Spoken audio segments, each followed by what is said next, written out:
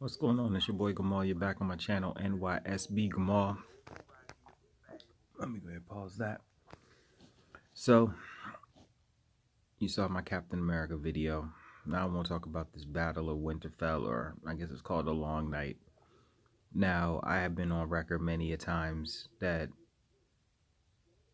The Wire is the all-time favorite show. Game of Thrones right behind it.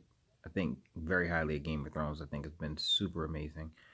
I was extremely disappointed. The weekend as a whole, as you see, I'm wearing my Captain America shirt, but extremely disappointed as a whole because Endgame, I thought it was actually an Endgame, and it wasn't. But you can watch the other video for that.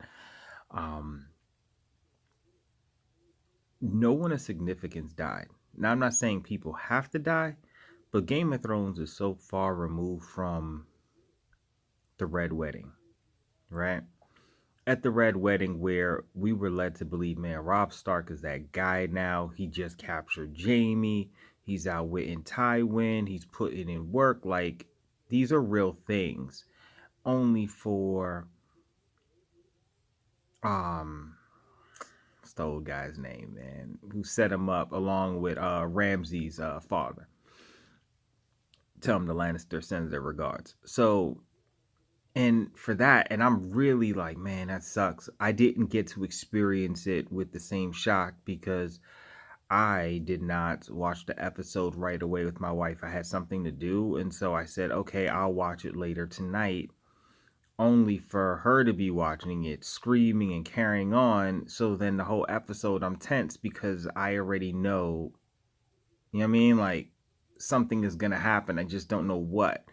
And so by the time I watched it, I couldn't even really feel the shock of, like, initially. So and Joffrey had it coming. So by the time we got to Joffrey's wedding, that was we just needed that to happen. You know what I mean?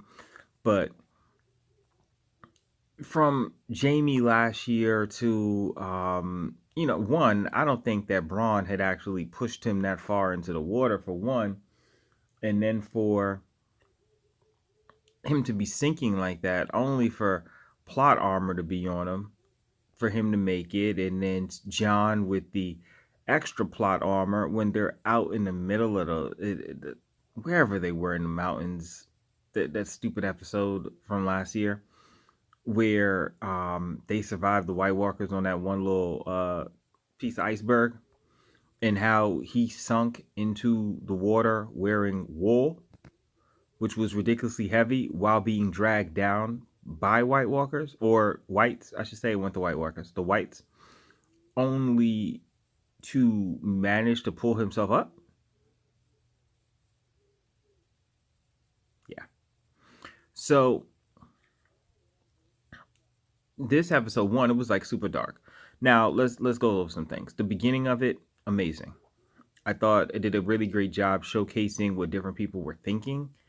And I was really excited for the episode because the individual who directed it directed Hardhome, which was an amazing episode, and Battle of the Bastards, which was an amazing episode. So I had high expectations that, unlike what we saw last season with the fight against the dead, that this one was going to get it right. It was extremely dark. I have a 4K TV. It was extremely dark. If I have to turn up my TV's contrast and brightness just to see stuff, that's just not good. So aside from that, obviously Arya won the night on many levels. I thought that her character came full circle with things that she did. I liked how she was calm, cool, and collected for a while. She did a couple arrow things. We got to see what the weapon could do. And then by the time she got the head bump, she realized, look, I got to get out of here. I like that she didn't try to take on the whites when she was in the room. She used some of that stealth ability that she had. Like, all of her training and everything that she had gotten from the water dance guy to the many-faced god, like, everything was on display. To even Worf. Worf? Is that the name? Whoever the girl was that kept beating her up. So she did great. Melisandre did great. I didn't mind that she, plottery, popped up right in the nick of time. She did say she was going to come back, and I kept saying, where is she? She said she was coming back. Um, I was, if she didn't come back, were the Dothraki really just gonna go after the whites without dragon glass, without fire, when everything had led us to believe that the only thing killing these guys is dragon glass? Why were they even going out there to be first on the line without that? That was just weird. Why was there not fire from the beginning? Like, everything should have been lit. Everything. They waited. I got the dragon glass being on that wood part where the Unsullied were, but they dug holes, right? Dig them deeper. Make the White Walkers, or the whites, make them have to kind of work to get to you. The crypt thing was just weird, and this is what that's what's my real frustration. We know John of all people knew that from Hardhome that this guy can raise the dead. If I heard one more person tell me that the crypt was the safest place, I was just gonna get frustrated, because I'm like, this is utterly ridiculous at that moment. So you have that, but then in the crypts, Tyrion, Sansa, Gilly, Little Sam, Varys, and that ever pretty Missandei. I think I'm butchering her name, but Natalie Emanuel. And I was nervous for her. I thought her and Grey Worm weren't going to make it. They all survived. They all survived. The people who died in the crypt, nobody heard of. They didn't even get the little girl with the scratches on her face. The Lady Mormon death, I was cool with that. I liked how she went out. It was fitting. She still got it done. Brienne, I thought was dead like 4 different times. Like 4 different times I thought she was dead. What was going on with that? And then you gonna tell me that her, Jamie, and Pod were against that wall for who knows how long, just taking on the whites? Stop, man. Stop. Just stop. Just stop. And then how many times was Sam supposed to be dead? I felt like I counted a good 5 times that it looked like, I feel like John even looked over and was like, oh man, that's messed up. Sam's gone. Only for Sam to come back. There was so much plot armor to get these characters. Brienne, Jamie, Pod, what did I just say? Sam. It's like the people who died was Ed, Jorah, who I feel really bad for, right? My man lived in the friend zone, right? I'm gonna be honest with you. I do think though, I'd have been really mad with her if she said at the end, man, I really loved you, or tried to kiss him. Because I'm like, come on, man, you giving this guy no shot.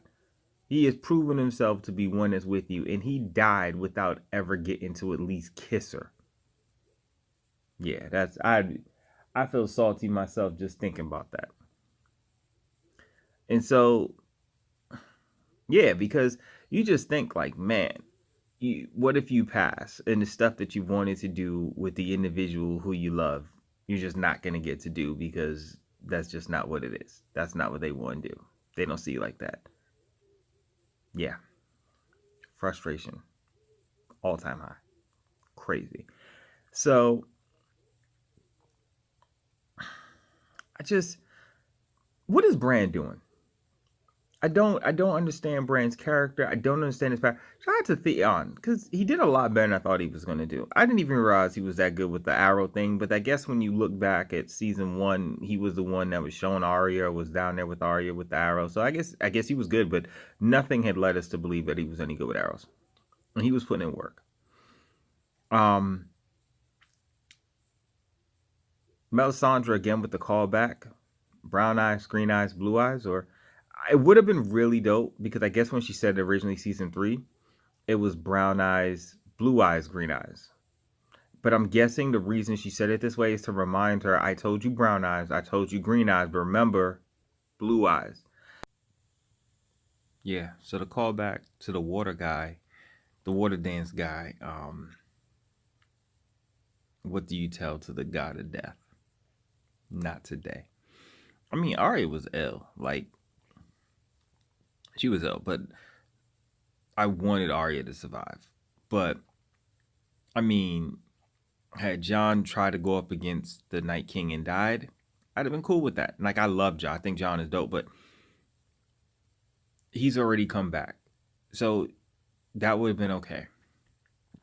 Brienne, Jaime, Podrick. Come on, guys. Mm-mm. They weren't just standing there like that. Even my guy Grey Worm, who started off at the front of the battle, then got behind his soldiers, then had to make the tough decision to tell them to hold the fort while he got inside. Then he was able to get up on top of the castle too. Like, I'm happy the two black people survived, right? But man, I mean, even they survived. And then again, like I said, Sansa, Tyrion, Little Sam, Gilly, the little girl with the scar on her face, Sansa, what's the pretty black girl's name? Natalie Emmanuel, Missandei. Everyone survived. Like, it was weird. I don't get the Brad thing. I think that the brand thing, I don't know what purpose he's serving. None. The Jorah thing. I mean, that wasn't a big death for me. Ed, no. So as a whole, it was a little disappointing. I mean, to be honest. Agent requesting backup. Sorry, I thought I paused Division 2. Yeah. So I say this: Game of Thrones, like I said, has not been the same since the Red Wedding. Been a lot of plot stuff. I guess now we'll see with these last 3 episodes if we get this super happy ending, which I'm not really looking forward to. So we'll see.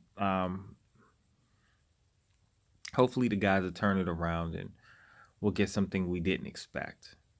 But the way season 5 and the way episode 5 and episode 6 of last season 7, and the way last night's episode went, I have some reservations. Now, don't get me wrong. As a whole, the show was still amazing. I really loved episode 2, and episode 1 was good, but we'll see what 4 through 6 gives us. Leave your thoughts. Let me know what you thought. How'd you like the episode? A lot of people are saying they loved it, just like a lot of people said. I don't know why I'm having all these technical difficulties. Don't know why I'm having all these technical difficulties, but let me know what your thoughts are. How'd you like the episode? What'd you think? So to me, disappointing weekend, the long night, as well as Avengers Endgame. That's how I feel. Unpopular segment. So as always, on purpose, you guys have a wonderful, blessed, productive, stress-free day, night, weekday, weekend. Whenever you checking this out. Till next time.